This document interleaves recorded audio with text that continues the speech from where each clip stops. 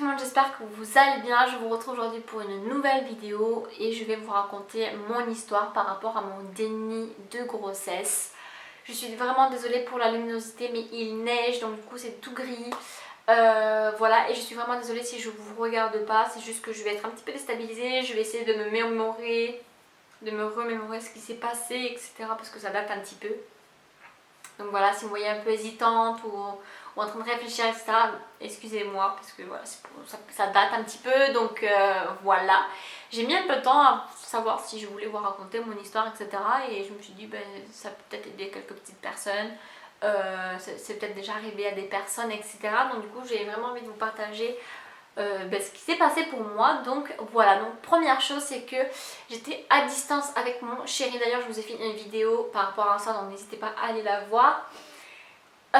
J'étais en première année de CAP vente, j'avais 16 ans et je ne prenais pas de contraception. Alors tout d'abord je vais commencer par vous dire que j'ai eu mon premier retard de règles en février. Ouais, j'ai eu un retard de règles de quelques jours, quelques semaines là. Et c'était bizarre. Mais ma mère se disait ça y est, t'es enceinte et tout, machin, machin. Enfin bref, je vous ai passé des détails. Donc voilà. Et au final, au bout de quelques jours, mes règles sont revenues. Donc voilà. Voilà, mes règles sont revenues. Donc du coup, ma mère était rassurée. Enfin voilà quoi. Ensuite, en avril, je pars chez mon chéri parce que j'avais le projet de partir chez lui pour finir ma dernière année de CAP vente et puis après continuer en bac pro, etc., etc. Du coup, je suis partie là-bas pour poser des CV, etc. Et c'est à ce moment-là que je suis tombée enceinte. Voilà, on va passer par 4 chemins et je savais pas. Voilà. Et du coup, moi, je suis restée les 2 dernières semaines d'avril. Et lui, il m'a suivi pour la première semaine de mai parce qu'il y avait des jours fériés, etc. Et il est reparti après le vendredi, je crois.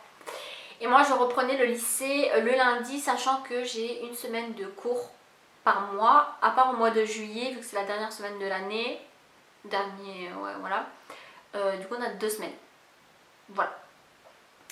Alors, du coup, le premier jour, donc le lundi, où je reprends les cours après 2 semaines de vacances et une semaine de boulot. Sachant que la première semaine que mon chien était là, j'ai rien eu comme symptôme.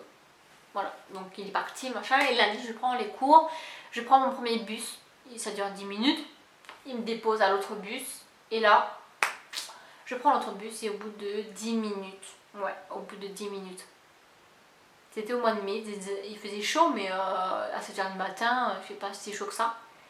J'ai eu une bouffée de chaleur comme s'il faisait 40 degrés. Je transpirais. J'avais la gorge sèche, pâteuse. J'ai eu une grosse envie de vomir qui m'a pris là, mais j'ai cru que j'allais me vomir dessus. J'étais à 2 doigts de dire au chauffeur, arrêtez-vous, je veux vomir. Mais j'ai réussi à me retenir. Je sais pas comment j'ai fait, j'ai essayé de dormir, sachant que je voyais tout noir. Enfin, j'étais vraiment pas bien. Une grosse crise qui m'a fait très très peur. Je suis descendue du bus. Je sais ce que je vais vous dire, c'est un peu dégueulasse. Je suis vraiment désolée, mais je vous raconte vraiment ce qui s'est passé. C'est que j'ai vomi dans ma bouche. J'ai ravalé. Les âmes sensibles, désolée. Enfin, c'était pas un gros vomi, c'était vraiment un rejet, quoi. Voilà. Et toute la journée, j'étais vraiment pas très bien. J'étais barbouillée, j'étais fatiguée. Je me demandais pourquoi j'avais fait cette grosse crise, etc. Enfin bref, voilà, vous vous posez quand même pas mal de questions quand même. Mais la seule question que je me suis pas posée, c'est est-ce que tu es enceinte? Celle-là, je me la suis pas posée une seule seconde. Pourtant, quand j'avais eu mon retard en février, avec ma mère, on s'est dit, ça se trouve, je suis enceinte. Et cette fois-ci, non, parce que je me suis dit, vu que j'ai déjà eu un retard, c'est peut-être encore le cas là, parce que j'avais pas mes règles en fait. Du coup, on s'était pas posé cette question-là par rapport à mes règles, sachant que au mois de mai, j'avais pas fait le lien parce que j'avais eu mes règles au mois d'avril, donc voilà. Mais par rapport aux crises et tout, déjà, en fait, on n'avait pas du tout pensé au retard de règles. Comme je vous ai dit, parce que j'avais eu au mois d'avril, mais par rapport aux grosses crises. Déjà, première chose. Donc voilà, et du coup la semaine était un peu mouvementée, je pleurais, j'avais peur, je me disais c'est quoi ces crises d'angoisse, voilà. Et le week-end, même je crois que dans la semaine j'y avais pas été une fois ou deux. Mais quand j'étais chez moi, je sais pas, peut-être inconsciemment, c'était vraiment le déni peut-être, voilà. Chez moi j'avais aucun symptôme. Aucun symptôme. Rien. J'étais bien, apaisée, reposée, tout ce que vous voulez, j'étais bien. Le lundi, vous retournez au boulot et là, ça recommence. Envie de vomir, mais pas trop, c'était gérable. Voilà, je voyais tout noir. J'avais les jambes qui tremblaient, je tenais plus sur moi, enfin c'était vraiment, j'avais l'impression d'être lourde, j'avais l'impression que j'allais tomber. Du coup à chaque fois je trouvais une excuse pour aller aux toilettes, pour aller boire un coup, pour manger quelque chose, c'était vraiment pénible. Je trouvais une excuse au client qui voulait se faire encaisser, que j'étais à la caisse en train de faire quelque chose, donc je trouvais une excuse pour dire à ma copine vas-y, il faut que j'aille faire un truc. Enfin, je trouvais tout le temps des excuses pour pas dire que j'étais pas bien parce que j'aime pas inquiéter les gens. Voilà, et là le premier retard de règles. Du coup, du mois d'avril au mois de mai, du coup, par rapport à la date, je me suis dit, j'ai pas mes règles aujourd'hui.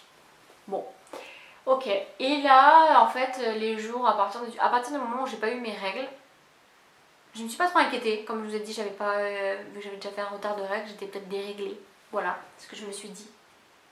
Il neige à verse. Est-ce que ça se dit? Je ne sais pas. Bref, et voilà, du coup, je me suis pas inquiétée. Et à partir de ce moment-là, j'ai commencé à avoir la poitrine douloureuse, avec des veines, etc. Je me suis dit, yes, enfin, signe de règles. Parce que moi, j'ai toujours eu des ganglions et des douleurs et des veines à ma poitrine quand j'attendais mes règles. Voilà. Et j'avais des douleurs en bas du ventre, du coup, je me suis dit, ça y est, mes règles vont arriver. Et en fait, elles ne sont jamais arrivées. Voilà. Donc, du coup, avec ma mère, on s'est dit, bon, vu que tu as déjà eu un dérèglement, on va pas s'inquiéter, etc. Machin. Pourtant, on aurait pu faire le lien entre le dérèglement et les symptômes. Mais vu que les symptômes, pour nous, c'était des crises d'angoisse, etc. Et pour les règles, j'avais déjà eu un retard, voilà, on était complètement dans le déni. Et ma mère voyait une psychologue à ce moment-là, voilà. Et elle a parlé à la psychologue de mes symptômes, elle lui a dit ce que j'avais, etc. Donc je vais pas vous répéter les symptômes, mais elle a dit tout ce que j'avais. Elle lui a dit, écoutez, je pense que votre fille fait une phobie d'aller travailler ou une phobie d'aller au lycée. Phobie scolaire. Et je me suis dit, elle a peut-être raison. Parce que j'aimais pas vraiment ce que je faisais, enfin c'était pas mon métier de rêve. Je voulais absolument partir pour rejoindre mon chéri. J'en avais marre de la distance, ça me bouffait, ça me faisait du mal et j'étais amoureuse donc je pouvais pas le quitter, enfin bref voilà. Donc je me suis dit elle a peut-être raison, c'est peut-être un mal par rapport à tout ça, par rapport à que je veuille partir, voilà. Du coup j'ai vu mon médecin traitant et il m'a donné, il m'a consulté et tout, voilà il a pas fait de prise de sang, tout ça hein. Et à ce moment-là, il m'a donné, je sais pas, un truc pour déstresser, pour détendre, bref, j'avais 2-3 trucs à prendre. Et peut-être que psychologiquement, ça s'est calmé. J'avais toujours quelques symptômes, mais psychologiquement, ça s'était peut-être calmé, voilà. J'étais un peu mieux, mais j'avais l'impression que ça faisait trop rien en fait, pas grand-chose. Et toujours le week-end, quand j'étais chez moi, j'étais bien et tout. Voilà. Et au mois de juin, donc toujours pas mes règles, et la psychologue elle avait dit c'est normal, si votre fille elle a un blocage de règles, ça peut durer pendant des mois, le temps que tant que son problème d'angoisse, etc., ça se calme pas, ça va peut-être avoir encore le blocage, donc va falloir qu'elle apprenne à se détendre, etc., machin. Et avec les médicaments, avec le temps et tout, ça va la débloquer, tout ça, enfin bref. Du coup, je me suis dit, si mon médecin m'a donné ces médicaments-là et que ma psychologue m'a dit que... Enfin, la psychologue a dit que c'était sûrement dû à une phobie scolaire, on s'est pas inquiété en fait. Et au mois de juin, fin juin, je monte sur la balance et tout et je vois que j'ai pris un peu de poids. Bon, un petit peu de poids, je faisais 45 kg et je crois que j'étais à 48, quelque chose comme ça. Donc quand même, 3 kilos. Et avec ma mère, on se dit c'est bizarre. Les médicaments, ça t'a fait quelque chose au début, mais au final, ça recommence. T'as toujours pas tes règles, t'as la poitrine qui gonfle, t'as pris un peu de poids, c'est quand même bizarre. Et là, je sais pas, j'ai eu une perte marron. Voilà, j'ai eu une perte marron, ma mère m'a dit ah bah voilà, ça y est, ça se débloque. Tu commences un petit peu à te détendre, t'as eu une perte marron, il faut laisser le temps à ton corps, etc., de se remettre en place, etc. Donc voilà, une perte marron, c'est déjà ça. C'est que ça commence à se débloquer. Il faut laisser le temps, comme elle a dit le médecin, enfin comme a dit le médecin, etc. Ok. Et puis après, j'ai rien eu, j'ai plus rien eu en fait, voilà. Ça a duré ouais, au mois de juin. Voilà, je ne me rappelle plus trop des dates, mais voilà, j'ai eu ma perte marron au mois de juin. Et début juillet, donc mon chéri revient. Ma mère a fait à mon chéri, oui, ça serait bien que Marine du coup aille au médecin pour prendre la contraception, etc. Voilà. Donc du coup ma mère était prête à appeler le médecin pour ma pilule. Mais ma mère, on parlait avec Alexis et tout dans la chambre et on se disait c'est bizarre quand même tous ces symptômes, ta poitrine, tes règles, nanana. Du coup elle a dit ben je vais peut-être pas en parler à la mère d'Alexis. Elle a dit c'est sa maman aussi, donc elle a le droit de donner son avis par rapport à ça, etc. On se posait pas mal de questions. Du coup, on s'est dit, avec Alexis, on s'est dit ok. Ok, pas de problème. Elle va parler à ma mère, ok. Donc du coup, ma mère, elle a parlé avec sa mère. Ils ont décidé que ma mère devait aller chercher un test de grossesse après avoir emmené ma petite soeur à l'école. Donc le lendemain matin, elle me réveille et elle me dit ça y est, j'ai le test. Donc Alexis dormait, enfin, il faisait pas semblant de dormir, mais il était réveillé et il était encore au lit quoi. Du coup j'ai fait le test avec ma mère et je l'ai posé par terre je crois pour qu'il soit bien droit, machin. Une barre. Et là je vois une deuxième. Je vois une deuxième ligne et là j'ouvre la porte des toilettes, je fais à ma mère tu vas me tuer. La première chose que j'ai dit à ma mère c'est tu vas me tuer. Pourtant ma mère elle est très gentille et voilà. Donc ma mère apprend le test et elle me dit, je sais plus ce qu'elle me dit, mais elle rigole nerveusement. Enfin rigoler, oui elle était un peu surprise, énervée, choquée. Et moi sur le coup je rigole nerveusement aussi, enfin vous savez pas comment réagir à ça. Donc je vais voir mon chéri, je lui dis t'as entendu? Il m'a regardé, il m'a dit oui. On s'est regardé, on a rigolé, comme si c'est pas vrai, c'est une blague. Vous voyez ce que je veux dire? Non, ça peut pas m'arriver à nous. Ça peut pas nous arriver, c'est pas possible. Pas à 16 ans. Bah, en fait, je suis tombée enceinte à 16 ans, mais quand je l'ai su, j'avais 17. Voilà. Et ma mère, elle a dit, ben, on va faire une prise de sang et une échographie. Donc elle appelle et tout, et vu que le monsieur qui fait les échographies, en fait, il est assez rapide vu qu'il était dans un petit village, etc. C'est ce monsieur-là qui a fait les échographies à ma mère pour nous trois, en fait, pour mes soeurs et moi. Donc voilà. Et du coup, je crois que j'ai eu la prise de sang le jour même que le test, ou le lendemain, je sais plus. Et pareil pour l'échographie, j'ai eu le surlendemain. Voilà. Donc je vais faire l'échographie, la prise de sang et là ils disent que je suis enceinte de 8 semaines. Donc à 8 semaines vous pouvez avoir droit à avorter, mais je crois que c'est maximum 14, 12 ou 14, je sais plus. Mais voilà, j'étais à 8 semaines donc il me restait plus beaucoup de temps pour avorter. Voilà, c'est ce qu'il m'a dit mon médecin. Mon père a appelé le médecin, je voulais aller voir le médecin et le médecin lui a dit que, mon médecin lui dit à peu près 8 semaines. Mais il faut qu'elle fasse l'échographie. Du coup, je crois que c'est le lendemain, j'ai fait mon échographie. C'était vraiment très très rapide. Ma mère, elle les connaissait parce qu'elle a fait tous ses examens chez eux, etc. Et là, je fais l'échographie, puis je vois une tête, 2 bras, 2 jambes, un corps, un cœur qui bat. Vous venez d'apprendre que vous êtes enceinte. Le lendemain ou le jour même, vous faites la prise de sang. Et le relendemain, vous faites une échographie, puis vous entendez un cœur battre et vous voyez un grand bébé. Et je dis au médecin, mais moi je croyais qu'à 8 semaines, c'était un pois chiche, un petit truc quoi. Il me fait, mais comment ça, 8 semaines? Je fais, bah je sais pas, c'est la prise de sang qui m'a dit ça. Il m'a dit non, il m'a dit les prises de sang sont fiables pour vous dire si vous êtes enceinte, mais elles ne sont pas fiables pour vous dire de combien vous êtes enceinte. J'étais là, ah, et je suis enceinte de combien? 15 semaines et 2 jours.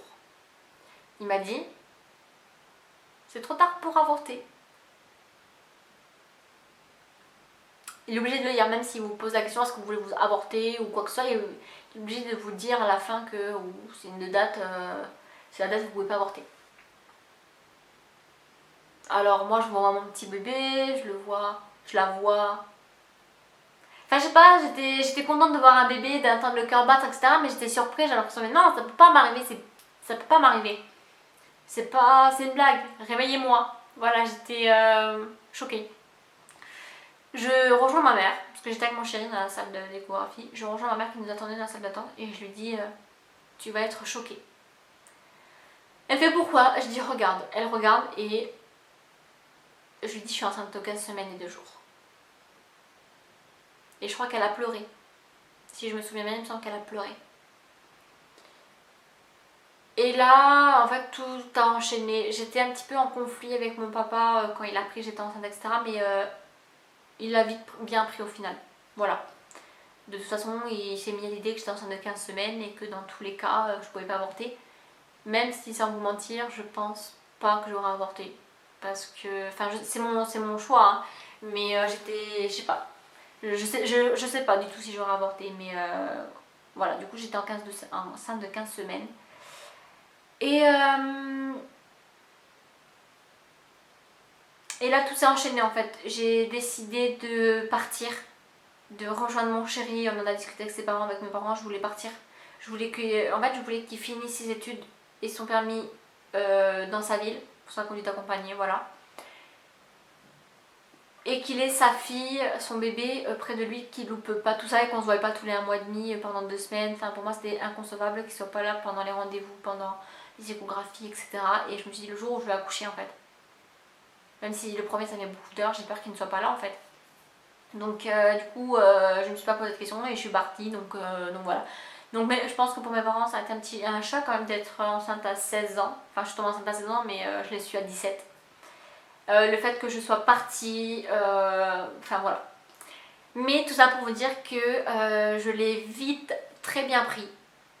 Et peut-être une chose que vous voulez peut-être savoir, c'est que le lendemain matin que je me suis réveillée, en fait j'avais fait mon échographie et le lendemain quand je me suis réveillée, j'avais un ventre. Voilà, et j'avais le ventre d'une femme enceinte de 15 semaines. Voilà. Sachant que moi je faisais 45 kg, que j'étais plate et que à 15 semaines j'avais déjà pris 3 ou 4 kg. Voilà, ça se voyait. Donc voilà. Du coup, à l'heure d'aujourd'hui, ma fille elle a 2 ans et 1 mois. Voilà, je vais avoir 20 ans. Et je suis très heureuse. Je ne regrette rien du tout. Et je pense que si ça m'est arrivé, c'est que c'est le destin. Je crois beaucoup au destin. Voilà. Donc je pense que si elle a dû arriver dans ma vie, c'est qu'il le fallait. Donc voilà, je suis la plus heureuse. Ma fille ne manque de rien. Au contraire, elle est bien gâtée pourrie. Et voilà, je suis la plus heureuse aujourd'hui, mon chéri aussi, et on ne regrette rien.